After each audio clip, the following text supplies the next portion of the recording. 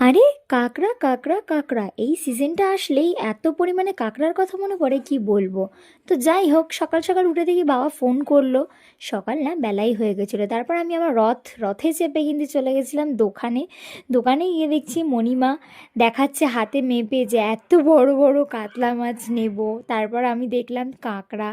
তো এই কাঁকড়াটা পাঠিয়েছিল একটা দাদাটা মাছের ব্যবসা করতো সুন্দরবনে, তো সেখান থেকেই কাঁকড়াটা আমাদের জন্য পাঠিয়েছিল। আর এই দেখো কাঁকড়াগুলো কত সুন্দর, আমি তো এনেই মাকে দিয়ে দিলাম। মা বলল এত বড় বড় কাঁকড়া কী করে রান্না করব। এর আগেও রান্না করেছে, সেগুলো ছোট কাঁকড়া, কিন্তু এই দেখো এত বড় বড় কাঁকড়া। আর ভিডিওটা দিতে একটু লেট হয়ে গেল, তার জন্য সরি। তো দেখো কাঁকড়াগুলোকে কিন্তু মা সুন্দর করে প্রথমে এখানে ফ্রেশভাবে ধুয়ে নেবে। আর যেদিন এনেছিলাম মা বলছিল রেখে দেবো রেখে দেবো, আমি বললাম অসম্ভব, রাখাই হবে না। কাঁকড়া বলে কথা, এক্ষুনি খেয়ে নিতে হবে কাঁকড়া। তারপর কিন্তু মা একদম টেস্টি টেস্টিভাবে কাঁকড়া এখানে রান্না করে ফেলেছিল। সত্যি সত্যি খুব সুন্দর হয়েছিল কাঁকড়াগুলো খেতে।